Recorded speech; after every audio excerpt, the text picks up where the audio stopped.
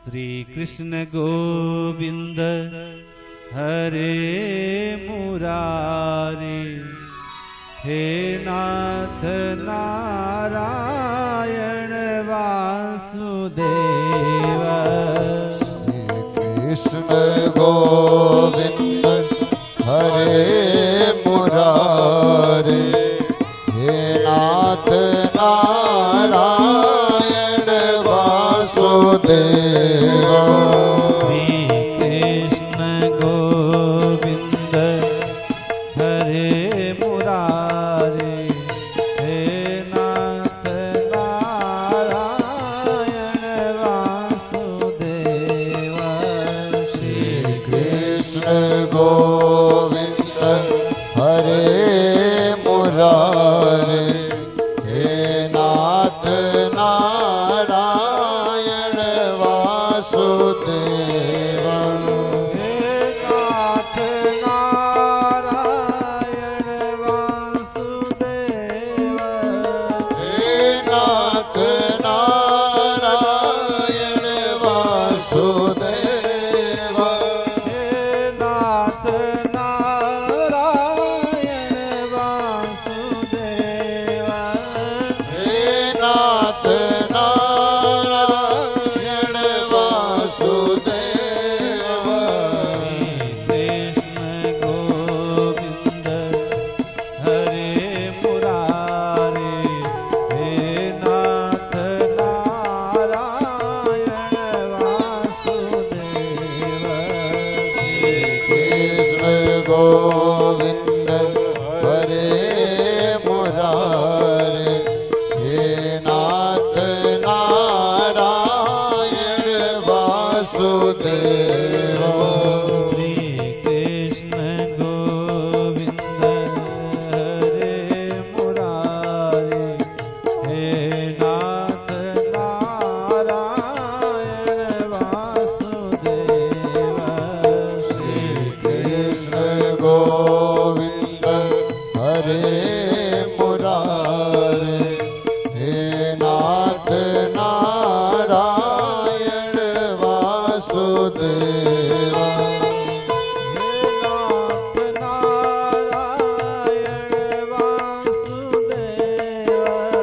हे नाथ नारायण वासुदेव। श्री कृष्ण गोविंद हरे मुरारी, हे नाथ नारायण वासुदेव। श्री कृष्ण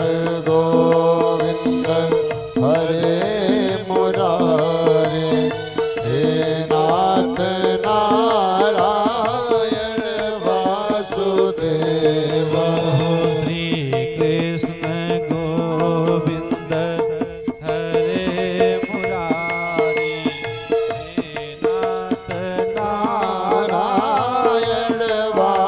वासुदेव। श्री कृष्ण गोविंद हरे मुरारी, हे नाथ नारायण वासुदेव। राधे कृष्णा कृष्ण कृष्ण राधे राधे राधे कृष्ण राधे कृष्ण कृष्ण कृष्ण राधे राधे राधे कृष्ण राधे कृष्ण कृष्ण कृष्ण राधे राधे राधे कृष्ण। की पावन पवित्र भूमि माधवानंद मठ से कुछ ऐसे आचार्य हैं जिनके मंगल मुद उद्बोधन से अभी तक आप सब लाभान्वित हो रहे थे। ऐसे कर्मकांड और यजुर्वेद के पंडित श्री धीरज द्विवेदी यागिक जी संगीत पर अपनी माधुर्यमा को बनाए रखने में जो सकुशल हैं और शुक्ल यजुर्वेद पर जिनका अध्ययन चल रहा है पंडित आलोक शास्त्री जी, और कीबोर्ड पर हमारे ही बीच में बड़ी ही सुंदर संगत कर रहे कृष्णा भारद्वाज जी, और इन सब के बीच में पैड पर बड़ी ही सुंदर भूमिका अदा कर रहे हमारे प्रिय अरुण तिवारी जी, रीवा की पावन पवित्र भूमि से आए रॉयल स्टूडियो से हम सबको लाइव प्रसारण करने वाले भैया मनोज श्रीवास्तव जी। तो हम सब आज से 7 दिन तक मिलकर आइए भगवान के चरणों में अनुराग रखें। तो हमने संकीर्तन तो किया, लेकिन कुछ लोगों का मुंह खुला नहीं। वो लोग तो ये सोचे कि नाम ही पंडित लोग लें, इन्हीं का काम है भगवान का नाम लेना। हम सब भगवान का नाम क्यों लें? क्योंकि हमारे पास पुत्र, परिवार, धन, संपत्ति, भूमि, भवन, वाहन का सुख ईश्वर ने दिया है, तो हम भगवान का नाम क्यों लें? लेकिन एक बात आप लोग समझ लेना बंधुओं, कभी सर्दी कभी गर्मी, ये तो कुदरत के नजारे हैं। अरे प्यास उनको भी लगती है जो दरिया के किनारे। इसलिए सबको जरूरत है भगवान के नाम को लेने की। लेकिन चलिए, अगर आज आपने मुंह खोलकर भगवान का नाम नहीं लिया तो कोई बात नहीं, हम कल भी लेंगे, क्योंकि 7 दिनों तक भगवान की कथा होगी। तो आइए आज हम सब भगवान की कथा में प्रवेश करते हैं। हम सब से क्षमा प्रार्थी हैं, क्योंकि आज बहुत विलंब हो चुका है, क्योंकि आज प्रथम दिन था। लेकिन फिर भी जितना आप समय देंगे, हम सब आज की कथा को वहां तक ले चलने का प्रयास करेंगे। लेकिन श्रीमद् भागवत महापुराण हम सब के बीच में बहुत ही पावन और पवित्र ग्रंथ है। 18,000 श्लोकों में वर्णन केवल भगवान के महिमा का है। वस्तुतः भगवान के 24 अवतार हैं, लेकिन हम प्रधान अवतार 11 मानते हैं। उन 11 अवतार की पूर्ण रूप से चर्चा इस श्रीमद् भागवत महापुराण में किया गया है। इसके मुख्य देवता भगवान श्री कृष्ण हैं, और उनकी कथा में हम सब निरंतर अपना समय योगदान करेंगे। सत्संग के सरोवर में स्नान करते हुए आइए हम सब पहले श्रीमद् भागवत महापुराण की प्रथम श्लोक की चर्चा करते हैं। क्या इसमें भगवान के स्वरूप का वर्णन आता है? सच्चिदानंद रूपाय विश्वोत्पत्त्यादि हेतवे तापत्रय विनाशाय श्री कृष्णाय वयं नुमः। सच्चित आनंद ही भगवान का स्वरूप है। अब हम सोचेंगे सत्य क्या है, चित क्या है, आनंद क्या है। तो पहले यह विचार लें कि आनंद का कोई विलोम नहीं है। आनंद का परमानंद हो सकता है, लेकिन कभी आनंद का कोई विलोम नहीं है। तो भगवान का स्वरूप क्या कहते हैं? सत्य, चित और आनंद ही भगवान का स्वरूप है। अगर इसको हम संसार जगत में अध्यात्म की दृष्टि से देखें तो सत्य किसे कहें? अगर सत्य को देखना है तो श्रीमद् भगवत गीता में देखिए, आपको सत्य का ज्ञान हो जाएगा। और चित्त क्या है? अगर चित्त को देखना है तो श्री रामचरितमानस के रूप में आप अध्ययन करिए, चित्त का अनुभव हो जाएगा। और आनंद क्या है? यही श्रीमद् भागवत महापुराण को पूर्ण रूप से अगर श्रवण कर लिया जाए, मनन कर लिया जाए, अध्ययन कर लिया जाए, तो सतचित आनंद के विषय में हमको पता हो जाएगा। और वही परमेश्वर जो है विश्व की उत्पत्ति करता है, वही सृजन और संग्रहण भी करता है। एक परमेश्वर है, वही जगदीश्वर है, वही ईश्वर है जो हम सबके जीवन का एक आधार है। आत्मा करती क्या है? उसी परमात्मा की प्राप्ति की खोज करती है। और जिसकी आत्मा ने परमात्मा की खोज कर लिया, उसी की आत्मा सार्थक कही गई। तो तापत्रय विनाशाय, 3 प्रकार के ताप हैं, आदि दैविक, आदि भौतिक और आध्यात्मिक। इस प्रकार से हम सबको 3 प्रकार से दुख भी है। तो आदि दैविक किसे कहते हैं? अगर कभी उल्कापात हुआ, भूडोल आ गया, तूफान आ गया और हमारा कोई नुकसान हो गया तो हम किसको उलाहना देंगे? ये ईश्वर ने कर दिया, उसमें हम किसी को कह नहीं सकते। ये हमको ईश्वर के तरफ से दुख मिल गया है, तो इसमें हम किसी को कुछ कहने के अधिकारी नहीं हैं। आदि दैविक और इस भौतिक जगत में ये शरीर मिला है, हम बीमार हैं, औषधि तो ले रहे हैं लेकिन हमको आराम नहीं मिल रहा है, निरंतर हम बीमार पड़े हैं, हमारा धन व्यय हो रहा है, शरीर नष्ट हो रही है, शरीर में भय व्याप्त है। तो ऐसे समय में हमको इसी शरीर से दुख है। तो भौतिक संसार तो मिला है, भूमि भवन वाहन का सुख मिला है, लेकिन सुख भोग नहीं कर पा रहे हैं क्योंकि हम शरीर से स्वस्थ नहीं हैं। आदि दैविक, आदि भौतिक, आध्यात्मिक, अध्यात्म अगर देखें तो कभी कभी किसी न किसी कारण से जब शरीर में भय हो गया, संशय हो गया, तो कोई कोई ऐसे भी व्यक्ति आते हैं जिनको लगता है कि मैं प्रेती बाधा से त्रस्त हूँ। लाख आप समझाइए उनको, लेकिन उनके दिमाग में यह घुस चुका है जो माइनस पॉइंट है। अब उनको समझाना भी दुर्लभ है। तो 3 प्रकार के तापों से अगर मुक्ति पाना है तो केवल श्रीमद् भागवत महापुराण की कथा श्रवण से, मनन से, अध्ययन से हमको मुक्ति मिल सकती है। तो तापत्रय विनाशाय श्री कृष्णाय वयं नुमः। अब ये मत कहना कि हम केवल भगवान श्री कृष्ण के ही चरण में जाएं, पहले श्री लगा है तो हम लक्ष्मी को, राधा रानी को, उनकी प्रिया को भी नमन करते हुए फिर भगवान को नमन करते हैं। तो श्री कृष्णाय वयं नुमः।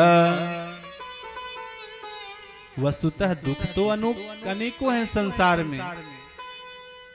अरे किसी को तन का दुख है, किसी को धन का दुख है, किसी को परिवार का दुख है, तरह तरह की दुख पीड़ा संसार में व्याप्त है।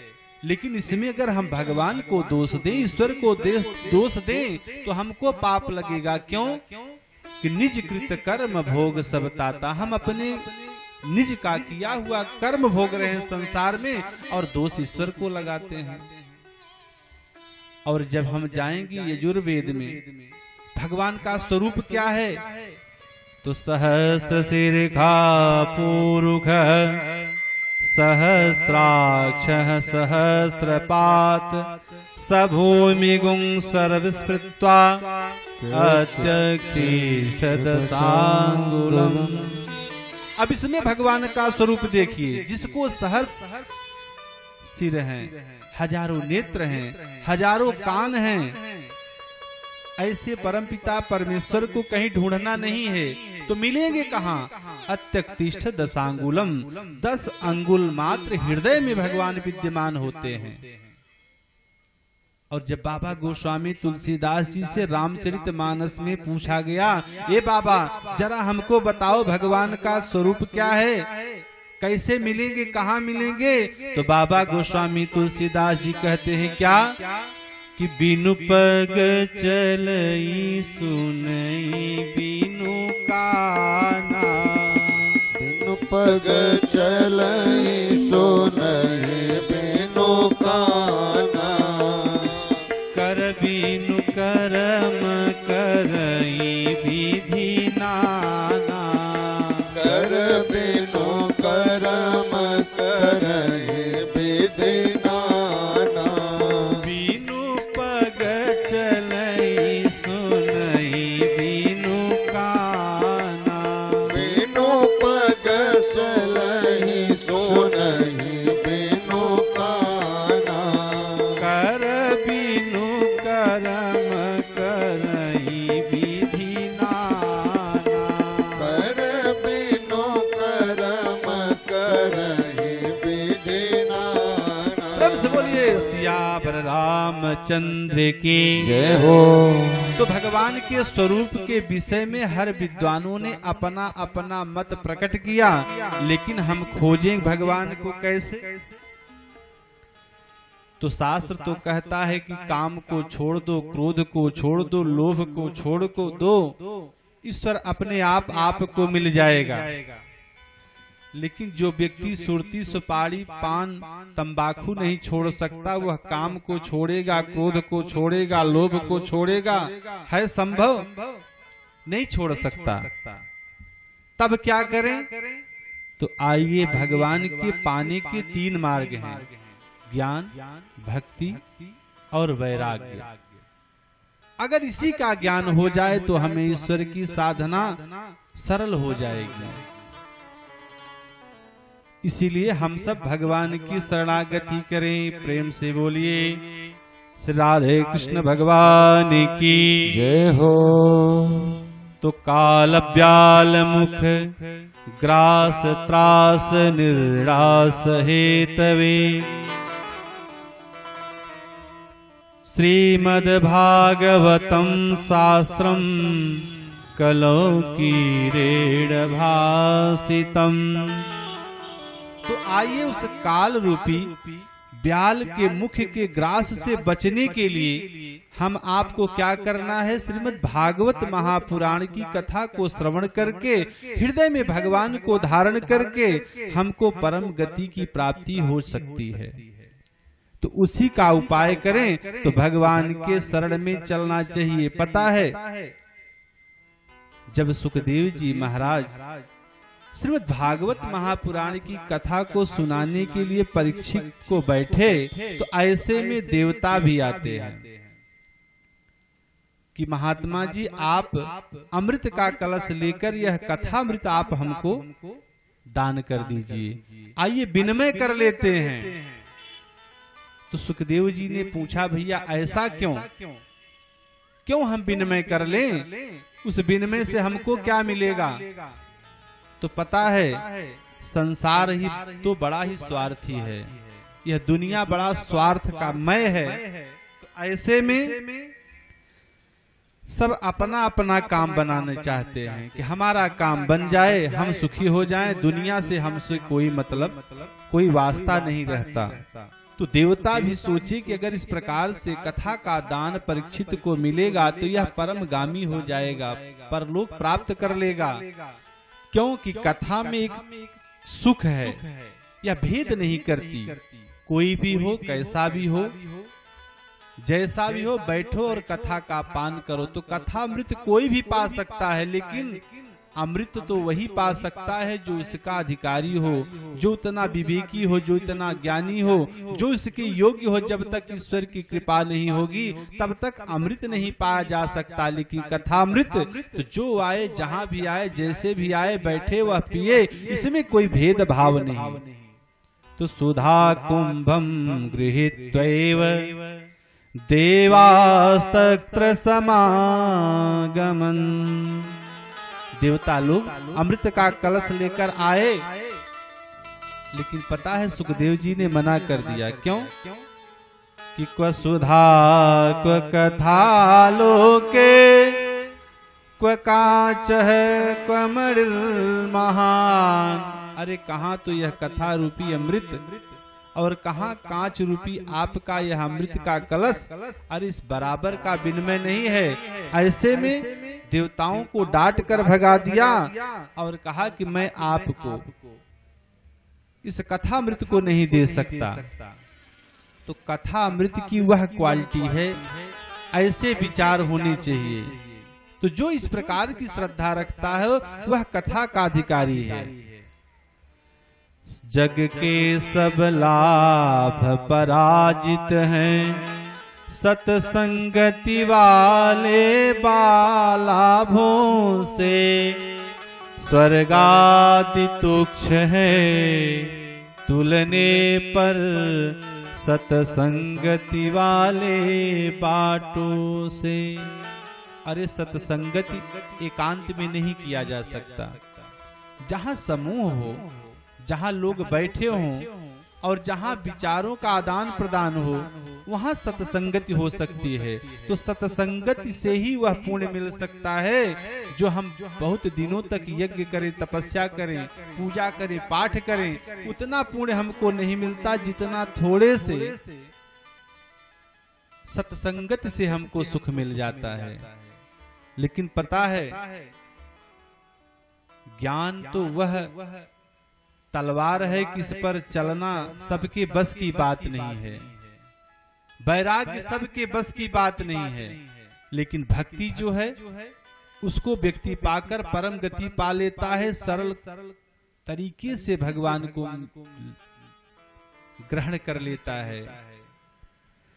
पता है कि ज्ञान पंथ कृपान के धारा, ज्ञान पंथ कृपान के धारा, परत खगेश होई नहीं बारा, परत खगेश होई नहीं बारा, ज्ञान पंथ कृपान के धारा, ज्ञान पंथ कृपान के धारा, परत खगेश होई नहीं बारा, परत खगेश होई नहीं बारा। प्रेम से बोलिए राधे कृष्ण भगवान की जय हो। तो ज्ञान तो वह मार्ग है जैसे छुरी की धार हो, सबको चलने की बस की बात नहीं है। ज्ञान को पाना बड़ा ही कठिन है, वेदों का, पुराणों का, शास्त्रों का अध्ययन करके ही ज्ञानार्जन किया जा सकता है। लेकिन भक्ति तो बंधु हमको सत्संग से सरलतम मिल जाती है, और इसी भक्ति से कई लोगों ने परम गति को प्राप्त कर लिया है। तो आइए इसी श्रीमद् भागवत महापुराण की बात करते हैं। पता है एक बार सनक, सनंदन, सनातन और सनत कुमार ये चारों भाई सत्संग की इच्छा से भ्रमण कर रहे थे। एक दिन क्या हुआ, बद्रिकाश्रम में जो ही पहुंचे वहां पर उन्होंने किसको देखा, नारद जी को। और जब नारद जी को देखा तो कहा कि अरे नारद, आप जैसे महात्मा बैरागी, जिनको संसार के जैसे एक गृहस्थ व्यक्ति को शोक होता है, दुख होता है, इस तरह से आप हमको दिख रहे हैं, ऐसा क्या है? तो नारद जी ने जाकर चरण पकड़ लिया। आप तो पूर्वजों के पूर्वज हो। पता है सनक, सनंदन, सनातन, सनत कुमार, ये चारों भाई उस समय की उत्पत्ति है जब सृष्टि में सबसे पहले इनका अवतरण हुआ था। लेकिन ब्रह्मा जी ने जब कहा कि आप लोग सृष्टि करिए, तो इन्होंने मना कर दिया कि हम तो भगवान की भक्ति करेंगे, हम सृष्टि के कार्य में नहीं जाएंगे। तो उसी समय ब्रह्मा बाबा ने उनको श्राप दिया कि आज से आपकी उम्र बस इतनी ही रहेगी। तो 5 वर्ष के तब से लेकर आज तक ही बने रह गए। और वही सनक, सनंदन, सनातन और सनत कुमार चारों भाइयों को जो ही नारद जी ने देखा तो चरण को पकड़ लिया कि महात्मा ने मेरा दुख दूर करिए। तो सनक आदि ऋषियों ने उठाकर बैठाया और पूछा कि अरे नारद जी, दुख क्या है? तो नारद जी का अपना दुख कुछ नहीं है, संसार के दुखों से दुखित हैं। तो नारद जी कहते हैं कि महात्मा ने सत्यम नास्ति तपः शौचम दयादानम न विद्यते।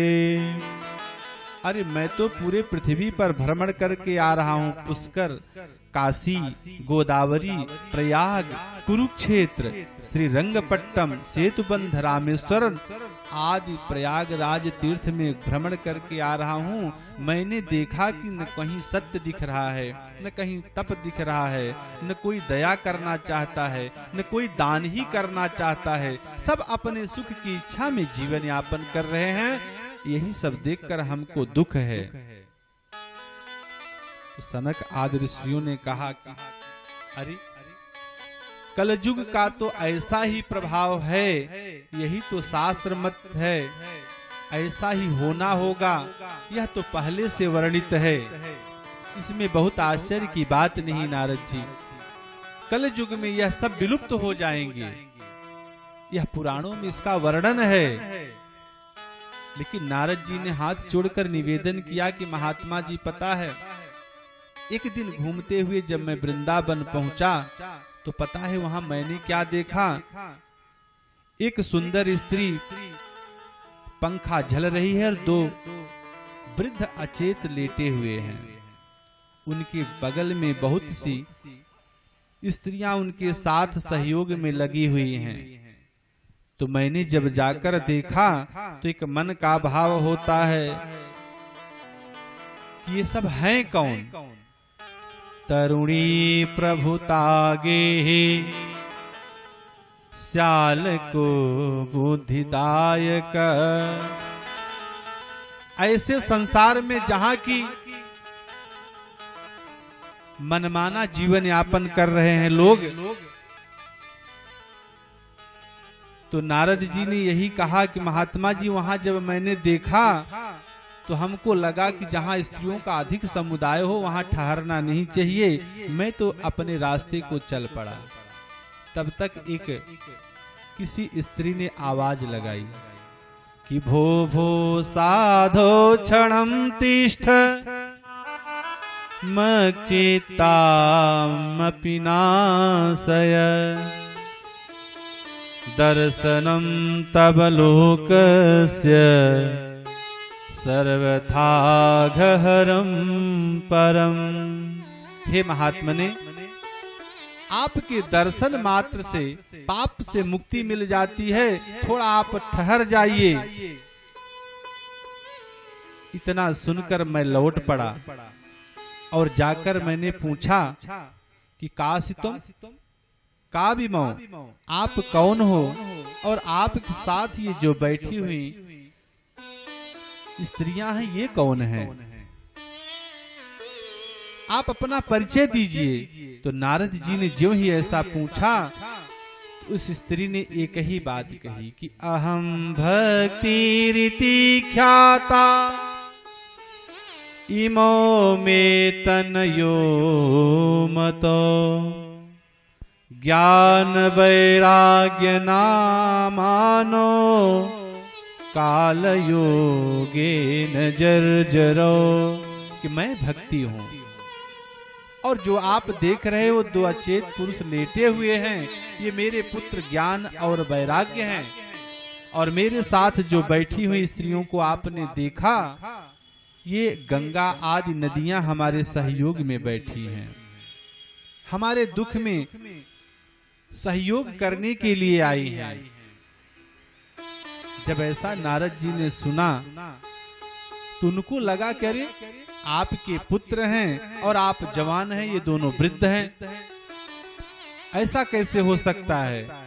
तो भक्ति माता ने एक ही बात बताई, उत्पन्ना द्रविड़े साहम वृद्धिम कर्णाटके गता क्वचिन क्वचिन महाराष्ट्रे गुर्जरे जीर्णताम गता। मेरी उत्पत्ति द्रविड़ देश में हुआ और पता है मैंने घूमते घूमते महाराष्ट्र आदि में भ्रमण किया, लेकिन जब गुजरात गई तो हमको वृद्धावस्था ने इतना जीर्ण शीर्ण कर दिया कि पूछो मत। हे नारद जी, जब से मैं इस वृंदावन में की भूमि पर आई हूँ मैं तो नवयुवती हो गई, लेकिन मेरे पुत्र ज्ञान और वैराग्य अचेत अवस्था में पड़े हैं। इन्हीं के दुख को दूर करने का प्रयास कर रही हूँ। अब इतना सुनकर नारद जी ने कहा को ये कलयुग का प्रभाव है। तो आचार प्रभवो धर्म धर्मस्य प्रभुरच्युत। कलि प्रभाव के कारण विषयानुरागी प्राणियों ने तुम्हारी अपेक्षा कर दिया है, जिसके कारण ज्ञान और वैराग्य चेत अवस्था में है। केवल भक्ति ही एक है जो सुख में इस वृंदावन में दिख रही है। इस प्रकार से जब नारद जी ने सुना तो कहा मैं भी आपका दुख दूर करना चाहूंगा। लेकिन भक्ति महारानी ने एक प्रश्न किया कि परीक्षित जी को ऐसा क्या लगा इस कलयुग में जो कलयुग को स्थान दे दिया। जहां हर जगह पाप ही का पाप दिख रहा हो, सब असत्य में जीवन यापन कर रहे हो, सब अपनी सुख की इच्छा कर रहे हो, कोई दया धर्म दान नहीं करना चाहता, ऐसे पुण्य कर्म से लोग दूर जा रहे हैं। तो ऐसे कलयुग को क्या देखकर महाराज परीक्षित ने स्थान दिया? तो पता है नारद जी ने बड़ी सुंदर बात कही, यत फलम नास्ति तपसा न योगेन समाधिना तत्फलम लभते समय कलौ के सव कीर्तनात्। अरे जो पुण्य हमको सतयुग में नहीं मिला, यज्ञ करने पर, ध्यान करने पर, त्रेता में नहीं मिला, द्वापर में नहीं मिला, वह सब पुण्य, वह सब फल हमको केवल भगवान के नाम से मिल जाता है, केवल इस कलयुग में। तो कलयुग में एक बड़ा सद्गुण है कि अगर हम भगवान का श्रद्धा से, भक्ति से नाम लिया तो हमारा तरन तारण हो जाएगा। यही सुनकर महाराज परीक्षित प्रसन्न हो गए और कलयुग को स्थान दे दिया। लेकिन भक्ति महारानी का एक ही भाव था कि हमारे पुत्र कैसे इस अचेत अवस्था से मुक्ति पाकर सुख को प्राप्त होंगे, मैं यह चाहती हूँ। यह सुनकर नारद जी ने क्या किया कि वेद वेदांत घोषैस गीता पाठे मुहुर्मुहु, वेदों का घोष किया, वेदांत बोलने लगे, गीता का कई बार पाठ किया। श्रीमद् भगवत गीता पाठ से थोड़ी सी चेतना तो आई, लेकिन पूर्ण रूप से स्वस्थ नहीं हो सके। और जब ज्ञान और वैराग्य स्वस्थ नहीं हुए तो उनको चिंता हुई कि किस तरह से इनको मुक्ति मिलेगी, मैं वह प्रयास करना चाहता हूँ। और जब ही भगवान को ध्यान किया तो एक आकाशवाणी होती है, क्या कि व्योम वाणी तदैवा भून्मारिखे खीद्यतामिति उद्यम सफलस्तेयं भविष्यति न संशय। हे नारद, आप उद्यम करो, सत्कर्म करो, आपका कार्य सफल होगा। तो सत्कर्म से आपका उद्यम सफल हो सकता है। तो अब इतना सुनने के बाद नारद जी को लगा कि सत्कर्म है क्या, सत्कर्म किसे कहते हैं। जो ही इस बात की चिंता आई तो आकाशवाणी ने कही बात कही, यह तो संतों से ही प्राप्त होगी। तो साधूनाम दर्शनम लोके सर्व सिद्धिकरम परम, केवल साधु के दर्शन और उनके सत्संग से ही यह बात पता चलेगा कि सत्कर्म कहते किसे हैं।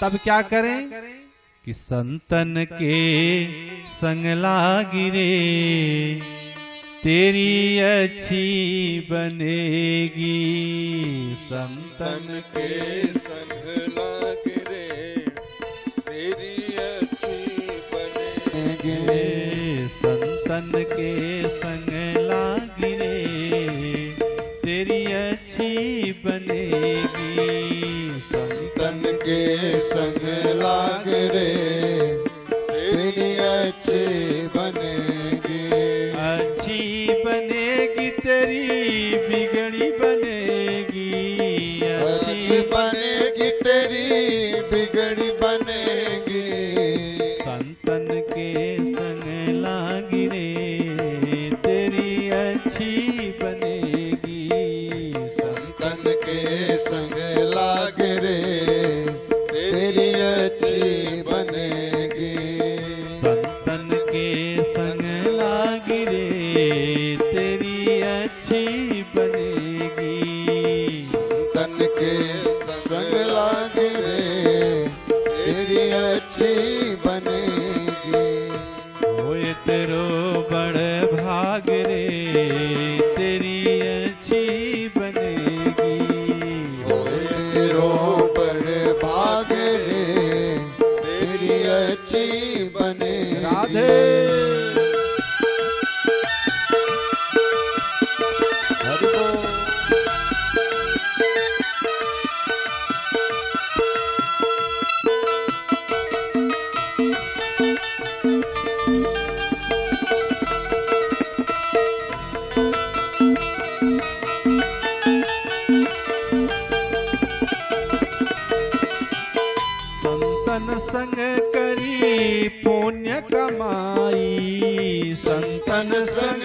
करी पुण्य कमाई, पुण्य कमाई, पुण्य कमाई, पुण्य कमाई, पुण्य कमाई। संतन संग करी पुण्य कमाई, संतन संग करी पुण्य कमाई। हरि सुमिरन में लागी रे, जय हो। हरि सुमिरन में लागू रे, तेरी अच्छी बनेगी।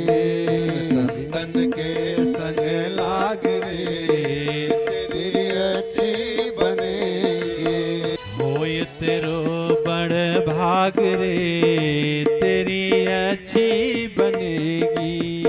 होए तेरो बड़ भाग रे, तेरी अच्छी बनेगी। कागा से तुहें हंस करेंगे, कागा से तुहें हंस करेंगे। कागा से तुहें हंस करेंगे। कागा से तुहें हंस करेंगे। संतों के संगत करने मात्र से वाणी और व्यवहार में परिवर्तन हो जाता है। जो सदैव व्यक्ति अपनी मधुरता को खो देता है, वाणी के द्वारा सदैव अपराध करना रहता है, किससे क्या बोलना चाहिए, कहाँ बोलना चाहिए, कैसे बोलना चाहिए, उसका भी ज्ञान खो बैठता है।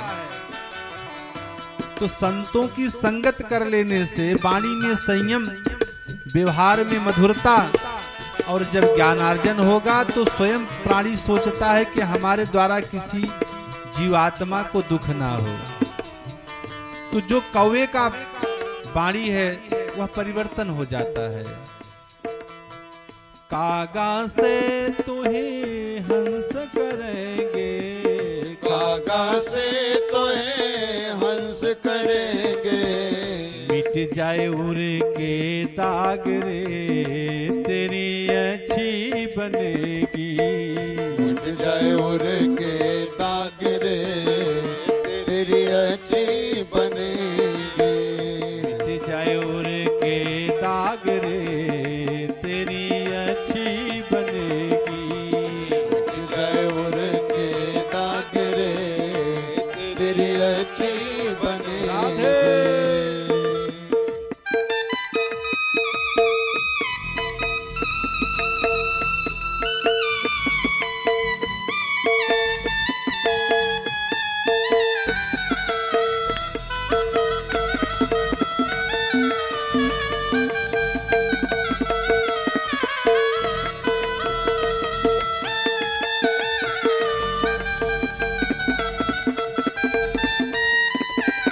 संतन के संग लागी रे, तेरी अच्छी बनेगी। संतन के संग लाग रे, तेरी अच्छी बनेगी।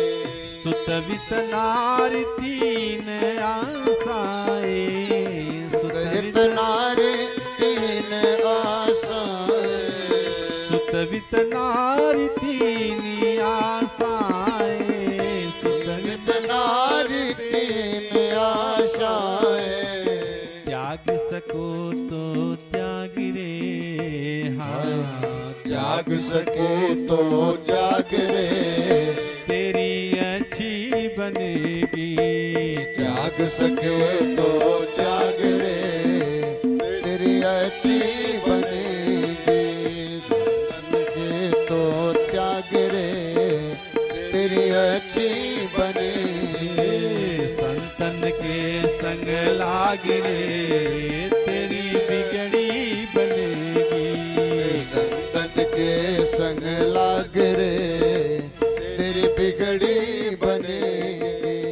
कहत कबीर सुनो भाई साधो, कहत कबीर सुनो भाई साधो। कहत कबीर,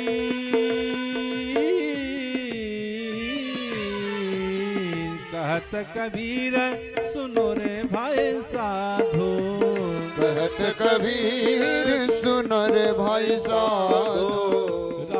चरण अनुराग रे, हाँ राम चरण अनुराग रे, तेरी अच्छी बनेगी। राम चरण अनुराग रे, तेरी अच्छी बनेगी। संतन के संग लाग रे, तेरी अच्छी बनेगी। संतन के संग लाग रे, तेरी अच्छी बनेगी।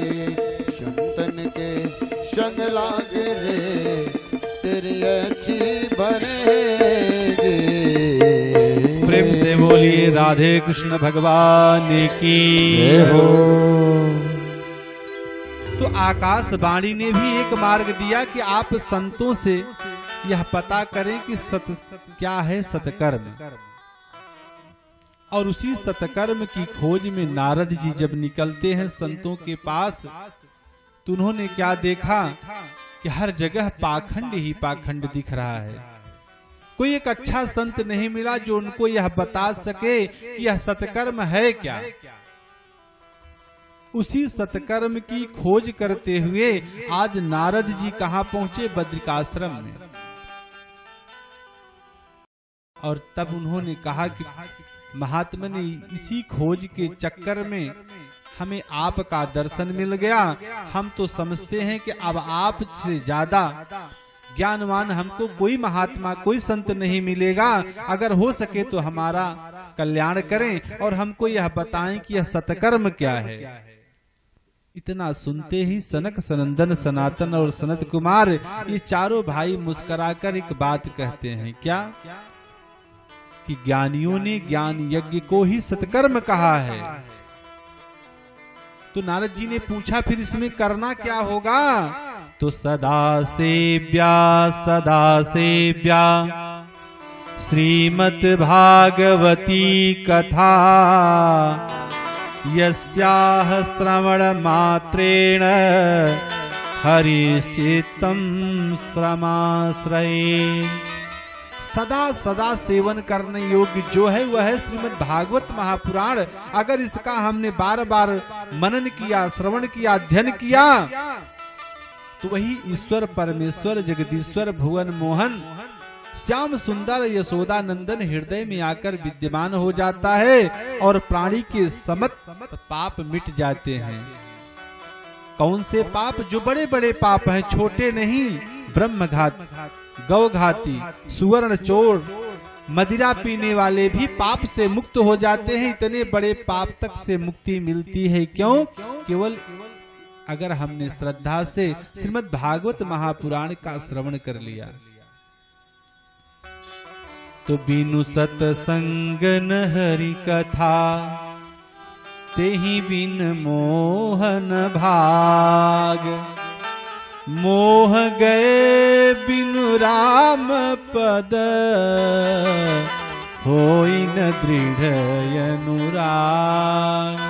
बिना सत्संग के, बिना ज्ञान के अगर हम चाहें कि हम भगवान में अनुराग रख लें, प्रेम रख लें, तो यह संभव नहीं है। तो उन्होंने पूछा नारद जी ने कि महात्मा जी श्रीमद् भागवत महापुराण में है क्या?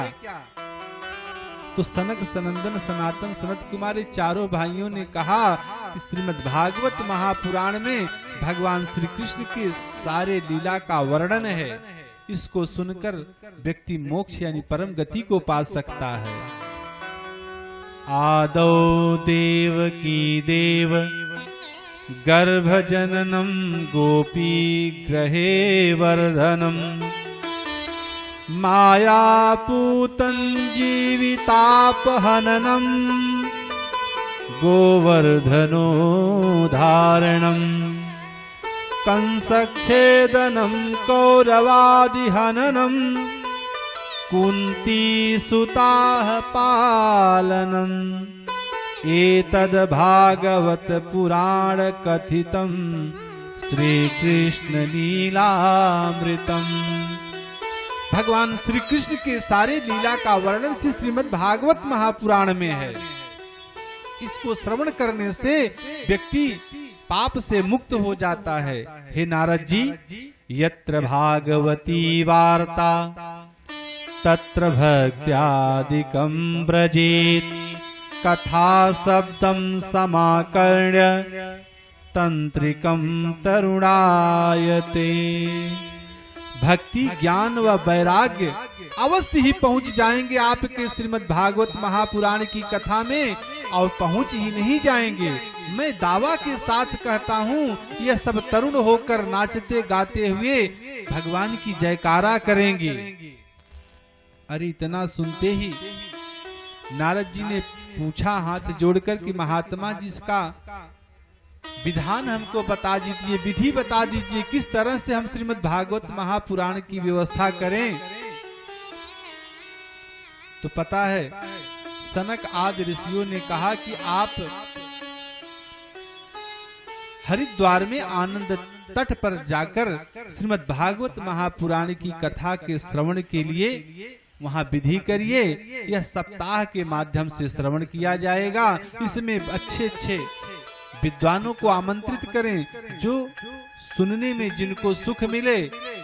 और इतना ही नहीं, ज्यों ही पता चला कि श्रीमद् भागवत महापुराण की कथा होगी, उसी हरिद्वार में इस संसार के व्यक्तियों को छोड़ो, भृगु, वशिष्ठ, च्यवन, गौतम, मेधातिथि, देवल, परशुराम, विश्वामित्र, मार्कंडे, दत्तात्रेय, पिप्पलाद और याज्ञवल्क्य, व्यास, पराशर आदि जो अच्छे अच्छे महात्मा थे सब भागते हुए आए।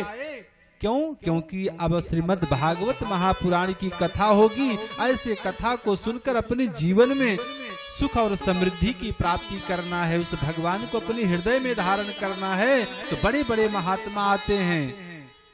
तो सनक, सनंदन आदि चारों भाइयों ने श्रीमद् भागवत महापुराण की कथा हरिद्वार में सुनाया नारद जी को।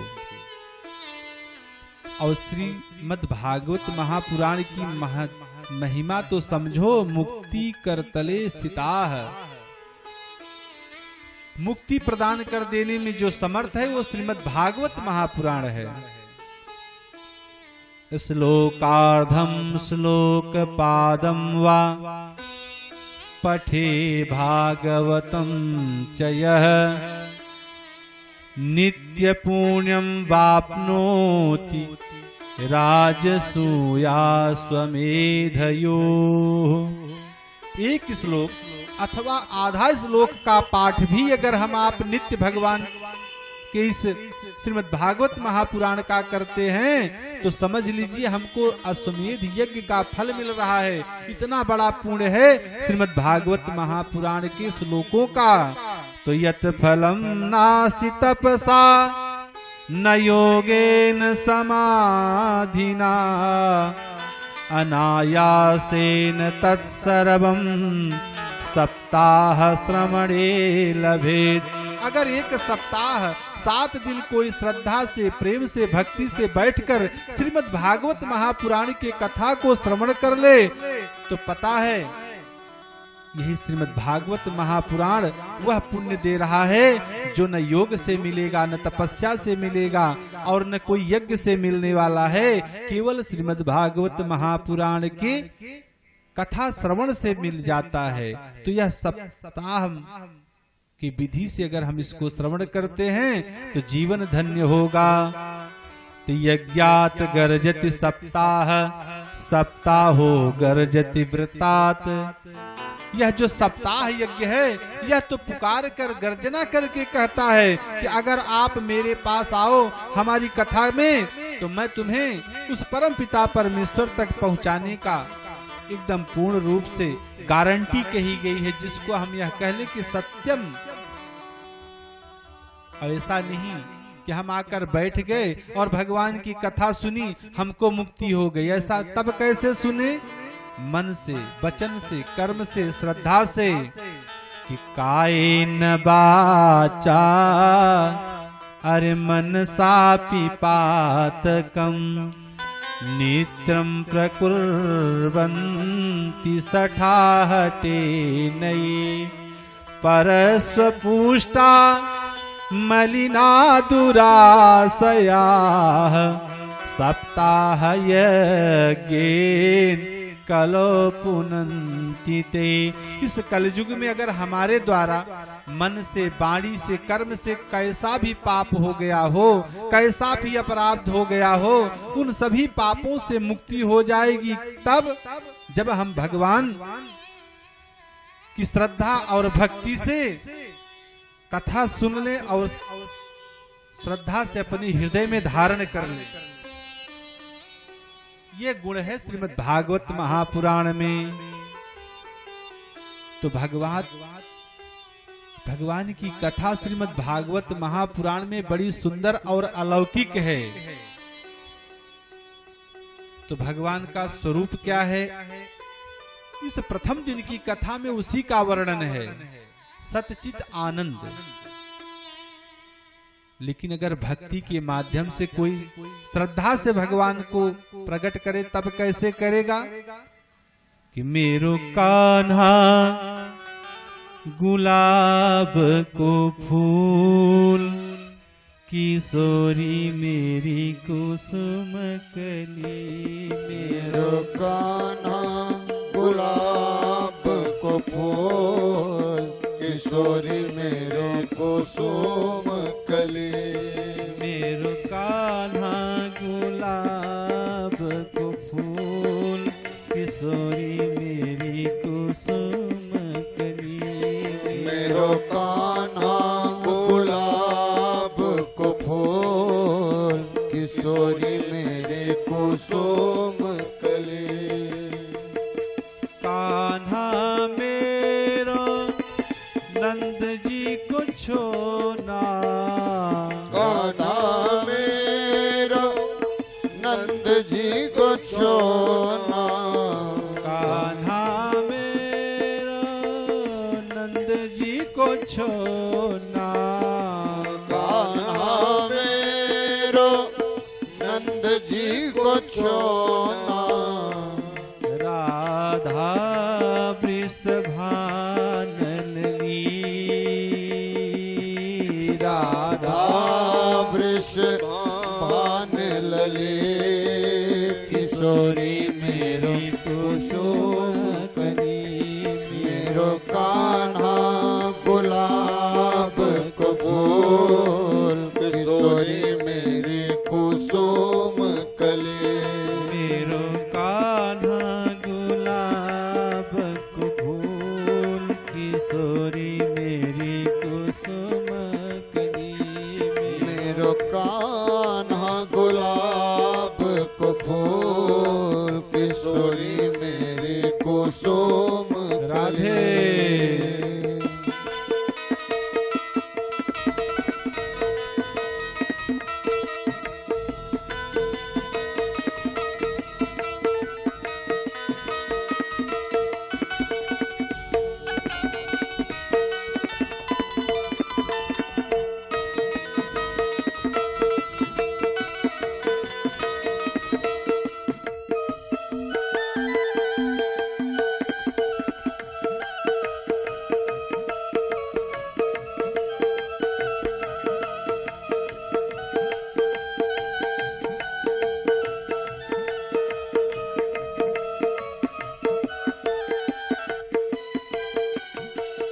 कान्हा मेरो नंद जी को अंगना।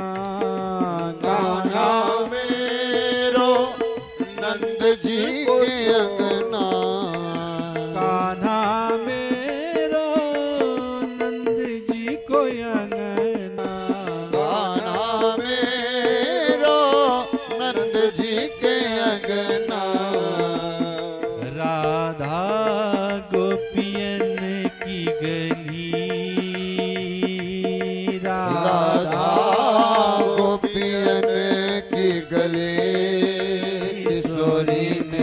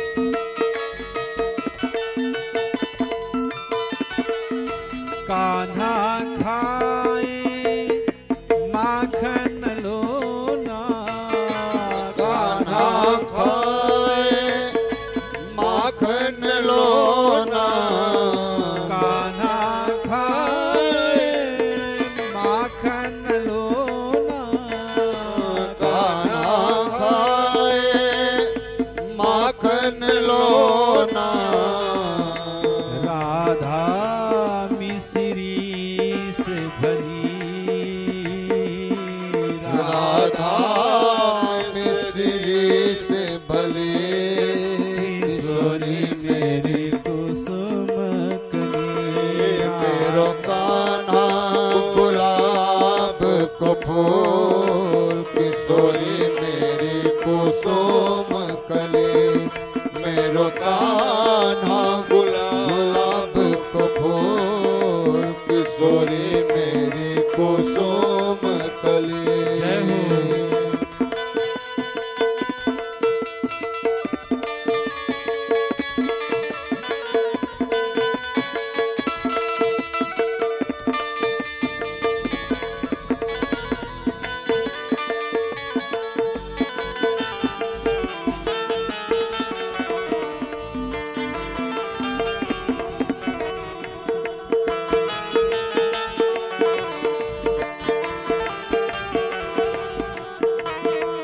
प्रेम निधि दर्शन को प्यासी, प्रेम निधि दर्शन को प्यासी, प्रेम निधि दर्शन को प्यासी, प्रेम निधि दर्शन को प्यासी,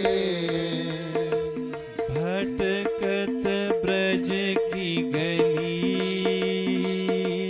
भटकत ब्रज की गली, किशोरी मेरी कुसुम कली, मेरो कान्हा गुलाब के फूल, किशोरी मेरी कुसुम कली, मेरो कान्हा गुलाब को फूल, किशोरी मेरी कुसुम कली, मेरो कान्हा गुलाब को फूल, किशोरी मेरी कुसुम कली, मेरो कान्हा गुलाब को फूल, किशोरी मेरी कुसुम कली, किशोरी मेरी कुसुम कली।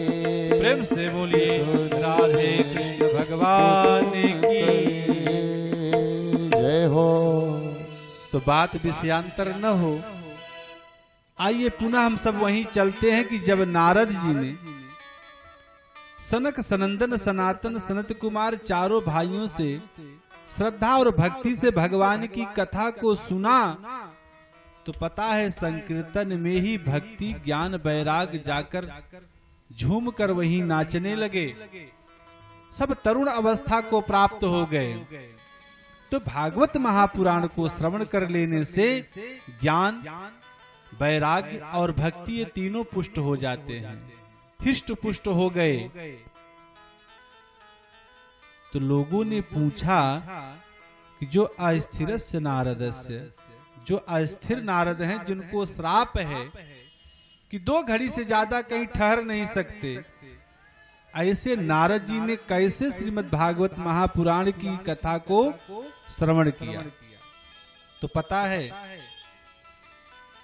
जहां भगवान के प्रति संलग्न हो जाता है व्यक्ति, वहां श्राप भी दूर चला जाता है। तो आज नारद जी ने जब भगवान की शरण लिया, तो उनको वह समय मिला, 7 दिन बैठकर भगवान के कथा को श्रवण किया कि सुमिरत हरि ही अरे श्राप गति बाधी हो, सुमिरत हरि ही श्राप गति बाधी, सहज विमल मन लागी समाधि, सुमिरत हरि ही श्राप गति बाधे सुमिरत हरि श्राप गति बाधे सहज विमल मन लागी समाधि सुमिरत हरि श्राप गति बाधी सुमिरत हरि श्राप गति बाधे विमल मन लागी समाधि सुमिरत हरि श्राप गति बाधे सहज विमल मन लागी समाधि। प्रेम से बोलिए राधे कृष्ण भगवान की जय हो। तो जब रामचरित मानस में आप दर्शन करेंगे तो वहां जब तपस्या के लिए बैठे तो भगवान के स्मरण करने मात्र से श्राप दूर चला गया और यही नारद जी बैठकर तपस्या करने लगे। उसी तरीके से आज जब श्रीमद् भागवत महापुराण की कथा हुई तो 2 घड़ी नहीं 7 दिन बैठकर उन्होंने श्रद्धा से भगवान की कथा को सुनी। लेकिन तो यह है कि नारद जी ने पूछा कि हे महात्मा ने क्या इस कथा को सुनकर किसी का कल्याण हुआ है, मैं वह सुनना चाहता हूँ। तो पता है उसमें बड़ी एक सुंदर कथा आती है कि यस्य श्रवण मात्रेण पाप हानि प्रजायते, जिनको सुनने मात्र से पाप से व्यक्ति मुक्त हो जाता है। सूत जी सौनक आदि 88,000 ऋषियों को श्रीमद् भागवत महापुराण की कथा सुनाई। सनक सनंदन सनातन सनत कुमार चारों भाइयों ने नारद जी को कथा सुनाई। सुखदेव जी ने परीक्षित जी को कथा सुनाई। इसी तरीके से 4 प्रकार के वक्ता और 4 प्रकार के श्रोता श्रीमद् भागवत महापुराण में हैं। तो सूत जी ने सौनक आदि ऋषियों से एक बात कही। पता है कि तुंगभद्रा तटे पूर्व मद्भुतक्तन मुक्तमं यत्र वर्णाः स्वधर्मेण सत्य सत्कर्म तत्पराः। मैं आपको एक बड़ी सुंदर बात कहता हूँ। क्या पता है? तुंगभद्रा नदी के किनारे कुंदनपुर नामक एक सुंदर गांव था और उस गांव में एक आत्मदेव नाम के ब्राह्मण रहा करते थे। वह ब्राह्मण कैसे थे? नियम और संयम से, आचार और विचार से, संस्कार से जीवन यापन किया करते थे। भगवान में बड़ी भक्ति हुआ करती थी। संपन्न होकर भी भिक्षा ग्रहण किया करते थे। भिक्षुको विक्त बालोके तत्प्रिया धुंधली स्मृता। संपन्न थे लेकिन फिर भी ब्राह्मण होकर उनका जो धर्म था वो छोड़ा नहीं उन्होंने। उनकी एक सुंदर पत्नी थी, उसका नाम क्या था? धुंधुली। वह कैसी थी? स्ववाक्य स्थापिका नित्यम सुंदरी सुकुलोद्भवा। सुंदर थी, सुशील थी, लेकिन उसमें एक दुर्गुण था। वह दुर्गुण क्या है? स्ववाक्य, अपनी ही बात को स्थापित किया करती थी, किसी दूसरे का वह सुनना नहीं चाहती। जो वह कहे उसको आप सुनिए। इतना ही नहीं, ये तो एक दुर्गुण हुआ, दूसरा क्या था? लोक वार्तारता क्रूरा प्रायसो बहुजल्पिका। उसको ज्यादा भगवान की कथा, भगवान की पूजा, भगवान की भक्ति अच्छी नहीं लगती थी। फिर वह लोक वार्ता में ज्यादा समय दिया करती थी। किसी की चुगली, किसी की इधर की उधर बातों में उसको ज्यादा इंटरेस्ट हुआ करता था। तो लोक वार्ता और क्रूर भी थी, क्रोधी स्वभाव की थी। सूराज गृह कृत्येषु कृपणा कलह प्रिया। और कृपण जरूरत से ज्यादा थी। उसको लगता था कि सब हमको, हमारे ही पास धन रहे, एक भी दान कहीं धर्म नहीं करना चाहती थी। लेकिन जो आत्मदेव थे उनके अंदर गुण था। खटकर्म निपुणो विप्रो मंत्र तंत्र विशारदः। वो मंत्र और तंत्र से युक्त ब्राह्मण थे। उनके अंदर खटकर्म था। 6 कर्म क्या था? ब्राह्मण के जीवन में 6 कर्म हैं। क्या? दान देना और दान लेना, यज्ञ करना और यज्ञ कराना, वेद पढ़ना और वेद पढ़ाना। जो ये अच्छा कर्म करता हो वही ब्राह्मण के योग्य है, और ब्राह्मण को यह सब करना चाहिए। अपनी पत्नी के साथ आत्मदेव बड़े प्रसन्न और सुखी रहा करते थे, लेकिन तो यह था कि उनके पास कोई न पुत्र था न कोई पुत्री। दिवा निशा इसी बात से उन्हें दुख हुआ करता था कि ना पुत्री ना पिवा पुत्रो तत चिंतातुरो भृशम। तो धन की 3 गति कही गई है कि दानम भोगो नास्ति स्त्रो गतयो भवन्ति विक्तस्य। धन की 3 गति कही गई है। पहला क्या है? अगर आपके पास धन हो तो एन केन प्रकारेण दान करो। अब दान क्यों करें? अगर आप परिश्रम से कमा रहे हैं तो 10 दान करना चाहिए। 100 में 10 रुपए दान कर देना चाहिए, 90 अपना है। अगर किसी ने दान दिया है तो आधा दान कर देना चाहिए, आधा अपने पास रख देना चाहिए। लेकिन कहीं जाते समय धन गिरा है, कोई आसपास में दिख नहीं रहा, तब तो वह तो धन ईश्वर का है, उसे लेना ही नहीं चाहिए। अगर मानो हमने ले लिया तब तो आप उसमें से 75 रुपए दान करके केवल 25 रुपए हमें काम में लेना चाहिए। अगर इस तरह से निर्मल बुद्धि रही तो व्यक्ति को दुख नहीं होता, वह सुखमय जीवन यापन कर सकता है। लेकिन माया और मोह इतना होता है कि व्यक्ति से रहा नहीं जाता। वह तो सारा सुख चाहता है, धन को व्यर्थ नहीं छोड़ना चाहता। वह धन ही बाद में चलकर दुख का कारण बनने लगता है। लेकिन पता है आत्मदेव में वह गुण था, दान करना, धर्म करना, आचार और विचार, संस्कार, नियम संयम से रहा करते थे। लेकिन एक दिन उनको दुख हुआ। क्या? कि मैंने एक गाय पाल रखी है, उस गाय ने भी कोई बच्चा नहीं दिया। अपने हाथों से एक सुंदर आम का वृक्ष लगाया, उस वृक्ष ने कभी फल नहीं दिया, और उन्हें कोई संतान भी नहीं है। इस बात की उन्हें इतनी पीड़ा हुई, हे विधाता, मेरे इस शरीर में, मेरे इस जीवन में ऐसा क्या पाप है जिसके कारण आपने मुझे यह सब दुख दिया।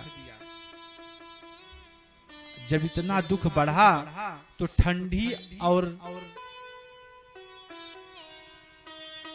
अपमान जितना सोचो उतने लगता है। कोई व्यक्ति अपमानित हो जाए और उस अपमान वाली बात को बार बार स्मरण करे तो उसे उतना ही दुख बढ़ता जाता है। कोई व्यक्ति एकांत में बैठा है, काम नहीं कर रहा है, तो उसको लगता है ठंडी ज्यादा लग रही है। लेकिन अगर किसी काम में कोई व्यक्ति व्यस्त रहे तो उसको लगता है कि ठंडी आज तो पड़ी ही नहीं, मैं तो व्यस्त रहा, ध्यान ही मेरा नहीं गया। लेकिन अपने इस अपमान की बात को लेकर आज आत्मदेव के अंदर जो पीड़ा हो रही है, तो उन्होंने क्या किया पता है? घर को ही त्याग दिया। रात्रि के समय घर को त्याग कर जंगल की तरफ चल दिए। तो एकदा सद्विजो दुखाद गृहम त्यक्त्वा वनं गत। घर को त्याग कर वन के तरफ चले गए। और कहाँ गए? एक तालाब के किनारे के वृक्ष के नीचे जाकर बैठ गए। अपनी बातों से दुखी होकर निरंतर ईश्वर का स्मरण कर रहे थे। तब तक क्या हुआ? एक सन्यासी उस तालाब में जल पीने के लिए, हाथ पैर धोने के लिए आया। जब उस सन्यासी को देखा तो आत्मदेव को उसी में भगवान दिखने लगे। आत्मदेव दौड़कर गए, उसके चरण को पकड़ लिया। और अभी बेचारा पित्वा जलम, अभी जल ही पी रहा था, तब तक जल पैर को जाकर पकड़ लिया। तो उस महात्मा ने पूछा कि आपको किस प्रकार का दुख है हे ब्राह्मण? अरे सिखा है, आपके शरीर पर चंदन दिख रहा है, जनेऊ धारण किए हो, और ज्ञान देने वाला ब्राह्मण ही दुखित है, ऐसा क्या है? तो आत्मदेव कहते हैं कि धिग्जीवितम प्रजाहीनम धिगृहं च प्रजा विना धिग्धनं चानपत्यस्य धिकुलं संतति विना। अगर संतान नहीं है तो यह प्रजा, यह समाज, यह परिवार, यह धन, यह वैभव लेकर मैं क्या करूंगा। हे महात्मा जी, मेरे पास कोई एक संतान नहीं है, मैं चाहता हूं कि मुझे संतान की प्राप्ति हो। अरे हमको संतान ना हुआ इसका तो मुझे दुख नहीं था, लेकिन आगे चलकर मैंने देखा कि पाल्यते या मया धेनु सा बंध्या सर्वथा भवेत्। अरे एक मैंने गाय पाल रखी है, इतना सेवा, इतना शुश्रूषा करता हूँ, लेकिन उसने भी कभी एक बच्चा नहीं दिया कि मैं उसको देखकर मन में आनंद की अनुभूति कर लेता। इस प्रकार से जब उस महात्मा ने मस्तक की रेखा देखी आत्मदेव के, तो उन्होंने कहा कि पता है, तुम संतान की चिंता छोड़ दो। संतते सगरो दुख। अरे संतान के द्वारा तो महाराज सगर को भी दुख हुआ है, और तुम उसी संतान की चिंता को लेकर परेशान हो। अरे किसने पुत्र से सुख पाया है? संन्यासे सर्वता सुखम। मेरी तरह घर परिवार छोड़कर संन्यास ग्रहण कर लो, सब प्रकार का सुख हो जाएगा। माया और मोह को त्याग दो।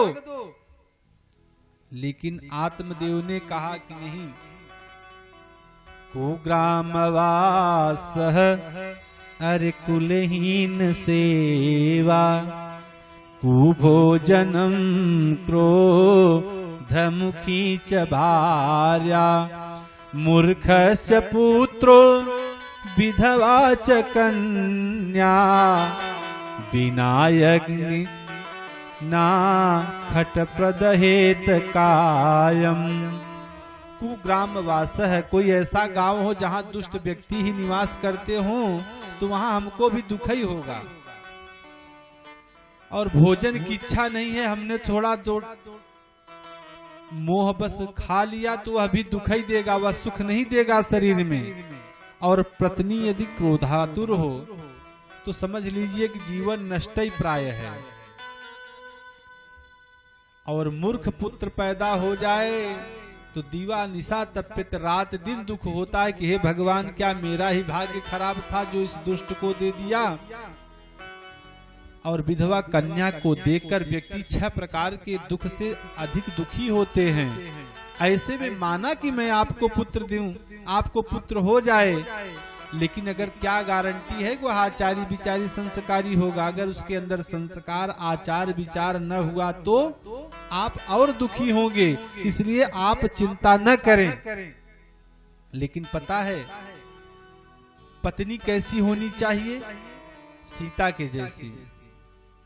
अगर ऐसी पत्नी मिल जाए तो व्यक्ति को सब प्रकार के धन सुलभ हो गए। जब भगवान राम केवट की नौका में बैठकर पार हो जाते हैं तो ज्यों ही नौका से उतरकर नीचे उतरे तो केवट ने भगवान के चरण को जाकर पकड़ लिया कि केवट उतरी दंडवत कीन्हा। केवट उतरी दंडवत कीन्हा। प्रभु ही सकुचु यही नहीं कछु दीन्हा। प्रभु ही सकुच यही नहीं कछु दीन्हा। केवट उतरी दंडवत कीन्हा। केवट उतरी दंडवत कीन्हा। प्रभु ही सकुचु यही नहीं कछु दीन्हा। प्रभु ही सकुच यही नहीं कछु बोलिए गोविंद भगवान की जय हो। ये दुनिया के लोगों समझ लेना, जो ही केवट जाकर भगवान राम के चरणों को पकड़ा तो भगवान को यह संकोच हुआ कि मैंने उतराई तो कुछ इसको दिया ही नहीं। लेकिन सीता जी को कहना नहीं पड़ा। जो ही भगवान राम को उन्होंने देखा कि हमारे प्रियतम संकोच कर रहे हैं केवट को कुछ देने के लिए, तुरंत अपनी मुदरी को निकालकर भगवान के सामने कर दिया कि इसको दे दीजिए। कि पियहि की सिय जानी निहारी, पियहि की सिय जान निहारे, मनि मुदरी मन मुदित उतारी, मनि मुदरी मन मुदित उतारे, पियहि की सिय जान निहारी, पियहि की सिय जान प्रेम से बोलिए गोविंद भगवान की जय हो। कहना नहीं पड़ा, केवल भगवान के मन को जान लिया और तुरंत उनको उतराई देने के लिए समर्पित कर दिया। तो क्रोध मुखी च भार्या, इसीलिए पत्नी ऐसी होनी चाहिए। अगर इसी को हम देखें दुर्गा सप्तशती में जाके, तो पत्नी मनोरमाम देही मनोवृत्तानुसारिणी, पत्नी कैसी हो, मन के अनुकूल चलने वाली हो, मन के भाव को जानने वाली हो। अगर ऐसी पत्नी मिल जाए तो जीवन का कल्याण हो जाए। लेकिन यहाँ आत्मदेव कहते हैं हमें पत्नी और पुत्र का भावार्थ न समझाकर, हे महात्मा जी हमें पुत्र प्रदान करने की बात सोचे, हम कुछ ज्ञान नहीं पाना चाहते। हम भी बहुत ज्ञान दिए, बहुत ज्ञान पाए, बहुत से वेदों का अध्ययन पाठ किया, लेकिन यह सब हमारे लिए कुछ नहीं है। तब क्या चाहिए? केवल एक पुत्र चाहिए। लेकिन पता है महात्मा कहता है कि हे ब्राह्मण, अगर आपको पुत्र की ही इच्छा है तो पुत्र दो प्रकार से होते हैं। एक तो हमारे यहाँ हमारे अंश से पुत्र होते हैं, दूसरा अगर हमने किसी को दीक्षा दे दिया, ज्ञान दे दिया, तो वह भी पुत्र के ही समान है। अगर आपके पास शिष्य हो तो उनसे ही पुत्रवत प्रेम करिए। लेकिन पता है आत्मदेव ने कुछ माना ही नहीं। तब जाकर उस महात्मा ने एक बात कही, क्या कि सप्त जन्मावधि तब पुत्रो नैवच नैवच। जो महात्मा कहकर दुख नहीं देना चाहता था, उस बात को प्रकट किया कि महात्मा जी, हे ब्राह्मण, यह बात सुन लो कि आपको 7 जन्मों तक पुत्र प्राप्ति नहीं होगी, ऐसा आपका भाग्य कहता है। अरे इतना सुनते ही आत्मदेव को लगा कि मैं प्राणांत कर दूंगा, अब मैं लौट कर नहीं जाऊंगा।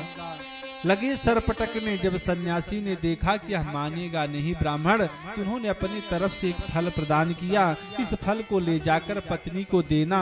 जितने ही आचार और विचार संस्कार से वह जीवन यापन करेगी फल ग्रहण करने के बाद, उतना ही विचारवान पुत्र पैदा होगा। अपने आश्रम में आकर पत्नी को वह फल प्रदान किया। पत्न्याः पाणौ फलं दत्त्वा स्वयं यतस्तु कुत्रचित्।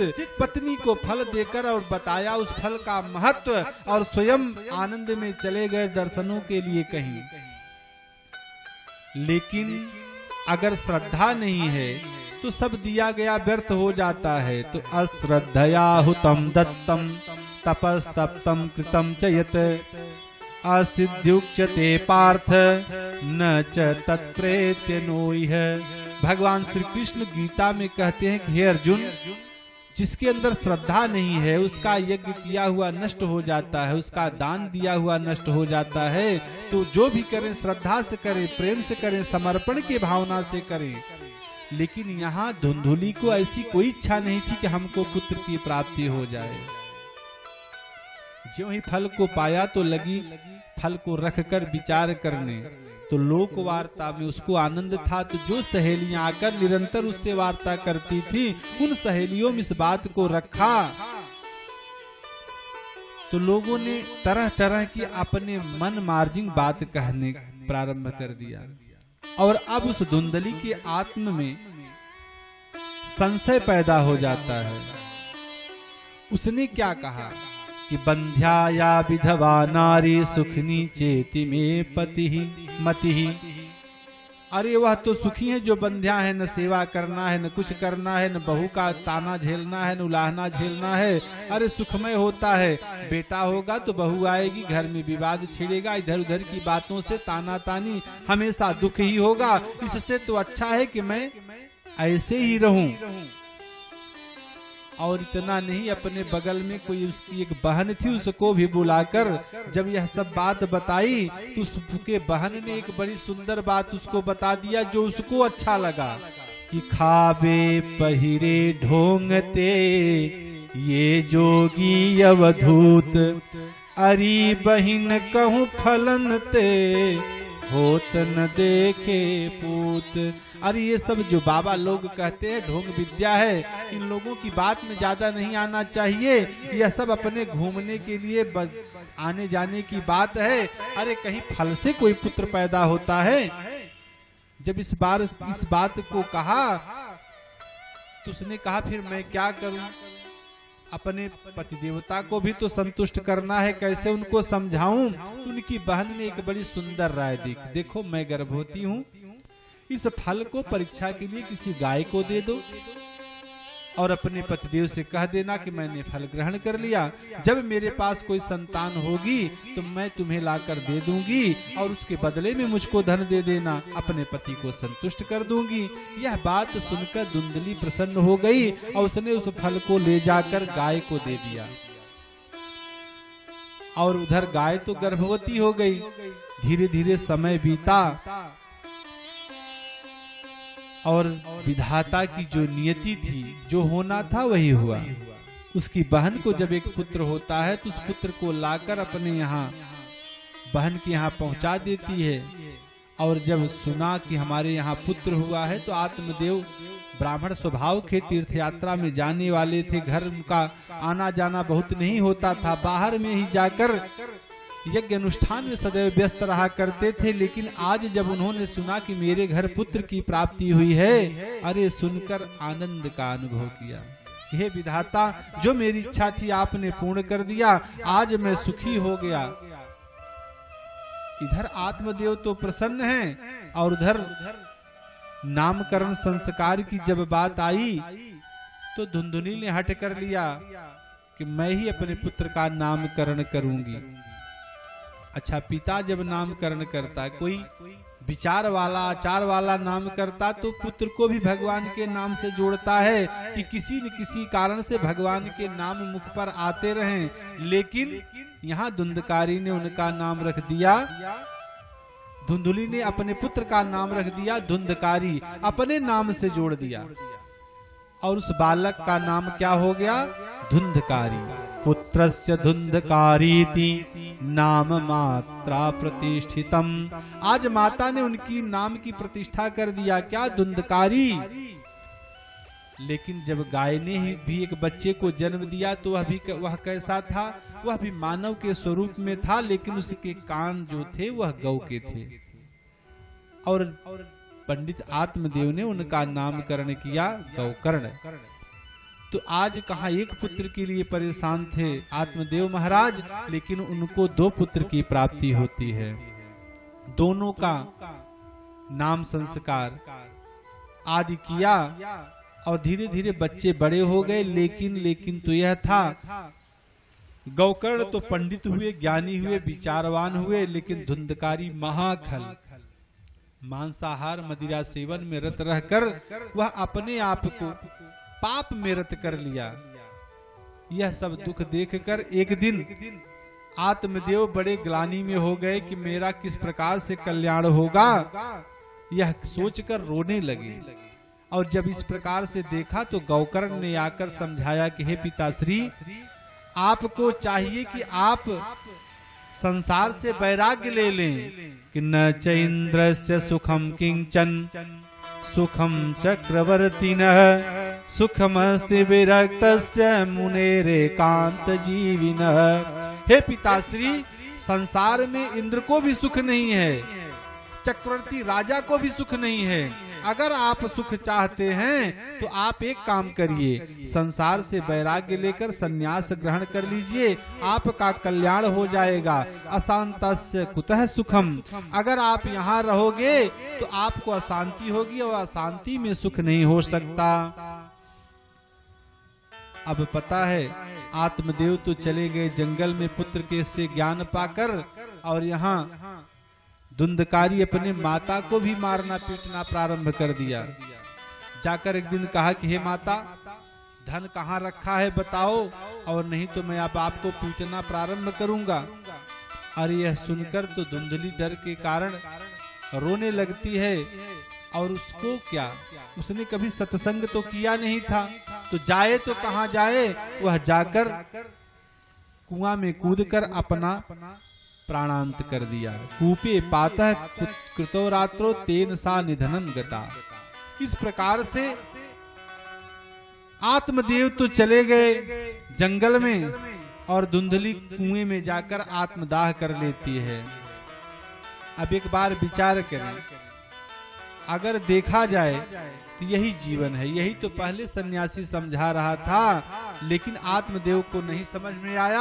आज उनको वही करना पड़ा, तो कर्म का फल भोगना पड़ता है। और जब देखा कि कोई नहीं है, आज गौकर्ण भी पिता के चले जाने पर तीर्थयाटन चले गए, घर को त्याग दिया, तो यही धुंधकारी 5 वेश्याओं को लाकर गणिकाओं को अपने घर में रख लिया, लगा सुख भोग करने लगे। ये 5 वेश्या क्या हैं? ये शरीर में शब्द, रूप, रस, स्पर्श और गंध ही है शरीर में, जो हमको विषयों में बांध कर रखती हैं। और जब धन घर में नहीं रहा तो चोरी कर कर जीवन यापन करना प्रारंभ कर दिया। वेश्याओं ने सोचा कि जिस दिन यह पकड़ा जाएगा तो हमको भी दुर्दशा भोगनी पड़ेगी, राजा हमको भी दंडित करेगा।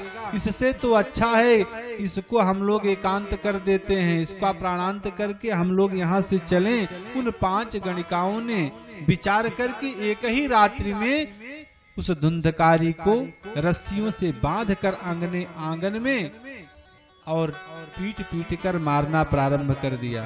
धुंधकारी जब चिल्लाना प्रारंभ करता है, उसके मुख में अग्नि का समावेश कर दिया। उसकी बड़ी दर्दनाक और बड़ी ही दुर्गति होकर मृत्यु हो जाती है। सूत जी कहते हैं कि हे शौनकादि ऋषियों, इसी तरीके से धुंधकारी प्रेतत्व को प्राप्त कर लेता है। गौकर्ण जब घूम कर आते हैं, एक दिन अब उसी आंगन में अपना बिस्तरा लगाकर ज्यों ही सोए तो एक स्वप्न आता है कि एक उनको छोटा सा स्वरूप भेड़ा जैसा दिखा। धीरे धीरे वह भयानक भैंसे के स्वरूप में हो जाता है और उसका स्वरूप हाथी के जैसा। तो समझ गए कि कोई न कोई प्रेतात्मा है जो हमसे मिलना चाहती है। हाथ में जल लेकर अभिमंत्रित करके ज्यों ही छींटा मारा, त्यों धुंधकारी अपने स्वरूप में प्रकट होकर निवेदन करता है, हे भ्रात, हमारा कल्याण कर दीजिए अनुज, हम तो प्रेतत्व को प्राप्त हो गए हैं। अहम भ्राता त्वदीयोस्मि धुंधकारी नामतः। मैं आपका ही अनुज भाई हूँ, हे अनुज मेरा कल्याण करो। लेकिन गौकर्ण कहते हैं कि हे भ्राता, मैंने तो आपके निमित्त जाकर गया में पिंडदान कर दिया, फिर आपकी मुक्ति क्यों नहीं हुई? तो वही धुंधकारी कहता है कि मेरी मुक्ति गया में जाकर पिंडदान से नहीं होगी। क्यों? कि मैंने ब्राह्मण के कुल में जन्म पाकर मांसाहार मदिरा सेवन किया, पातक कर्म किया है जो नहीं करना चाहिए। ऐसे घृणित कर्म को कर कर मैं महान प्रेत हो चुका हूँ, इसलिए मेरा कल्याण ऐसे नहीं होगा। तब गौकर्ण ने कहा, फिर मैं विचार करता हूँ कि आपका कल्याण कैसे होगा। गौकर्ण लगे संतों से जाकर पूछने कि प्रेत का कल्याण किस तरीके से होगा। तो कोई बताने में जब समर्थ न हुआ तो वही गौकर्ण जाकर भगवान सूर्य से निवेदन करते हैं कि तुभ्यम नमो जग साक्षिं ब्रूहि में मुक्ति है तु कम। हे प्रभु, आप जगत के साक्षी हैं और आदि और अंत से परे हैं। हे भगवान सूर्य, आप ही निर्णय करिए कि मेरे भाई धुंधकारी का प्रेतत्व कैसे नष्ट होगा। जब इस प्रकार से निवेदन किया तो भगवान सूर्य कहते हैं कि श्रीमद् भागवतान मुक्ति सप्ताहम वाचनम कुरु। श्रीमद् भागवत महापुराण एक सप्ताह तक अगर सप्ताह विधि से श्रवण किया जाए तो बड़े से बड़ा प्रेत भी प्रेतत्व से मुक्त होकर परम गति को प्राप्त कर लेगा। इसी तरीके से गौकर्ण ने आकर सावन के महीने में भगवान कि यह पावन पवित्र गाथा श्रीमद् भागवत महापुराण की कथा को सुनाना प्रारंभ किया तो पता है धुंधकारी जब आता है तो मैं कहाँ बैठूं, मेरे लिए स्थान कहाँ है, क्योंकि मैं प्रेत हूँ, मैं तो वायु में विचरण करता रहता हूँ, मेरा स्थिर होना संभव नहीं है, मैं अस्थिर हूँ। तो ऐसे में गौकर्ण ने क्या किया, 7 पोल का एक बांस लिया और उसी को गाड़ दिया। उसी के छिद्र में प्रेत को बैठकर कथा सुनने का प्रावधान हुआ। बांस के पोल में बैठकर 7 दिनों तक कथा को सुनी तो धीरे धीरे एक एक दिन करके 7 गांठें फूट जाती हैं। वह गांठ क्या है, तो बांस के 7 पोल में 7 गांठ है। गांठ कौन है, पहला तो शब्द, दूसरा रूप, तीसरा रस, चौथा स्पर्श, 5वां गंध, 6वां राग, 7वां द्वेष। अगर यह 7 गांठें मन की फूट जाएं तो यही संसार के लोग परम गति यानी भगवान को प्राप्त कर लेते हैं। तो प्रेम से बोलिए गोविंद भगवान की जय हो। तो ज्यों ही 7वें दिन की गांठ फूटी त्यों ही एक बड़ा सुंदर विमान प्रकट होता है और धुंधकारी अपना दिव्य स्वरूप धारण करके उसी विमान में बैठकर देवलोक को चलने के लिए ज्यों ही तैयार हुआ तो हाथ जोड़कर गोकर्ण जी ने पूछा, किससे पूछा, जो नारायण के पार्षद आए थे कि हे महात्मा जी आप ही बताइए प्रभु, सुनी तो सबने कथा, लेकिन इसके लिए आप विमान लेकर आए हो और सबके लिए क्यों नहीं लेकर आए। तो उन पार्षदों ने कहा कि सबने अपने अपने मत के अनुसार कथा सुनी है, तो मत का भेद होने के कारण जिसने श्रद्धा से सुनी उसी का कल्याण हुआ। तो भगवान की कथा श्रद्धा और प्रेम से श्रवण करने से परम गति मिलती है। क्यों कि श्रवणस्य विभेदेन फलम भूभेदोत्र संस्थिता। श्रवण में भेद होने के कारण मुक्ति में भी भेद हो गया है। इसलिए सब लोग भगवान की भक्ति को प्रेम से श्रद्धा से धारण करें और भगवान की कथा श्रद्धा से श्रवण करें। संदिग्धो ही हतो मंत्रो व्यग्रचित्तो हतो जप। अगर मंत्र में संदिग्ध है तो वह मंत्र हमको फल प्रदान नहीं करेगा, और अगर मन व्यग्र है, दुखित है, तो हमें जाप का फल नहीं मिलेगा। इसलिए हमको मन को शांत और एकांत करके ही भगवान की कथा को श्रवण करना चाहिए। तो आइए आज यहीं पर कथा को विश्राम देते हैं। कल नियम से हम लोग 4 बजे से लेकर 7 बजे तक अपने टाइम के अनुसार भगवान की कथा को कहें और सुनेंगे।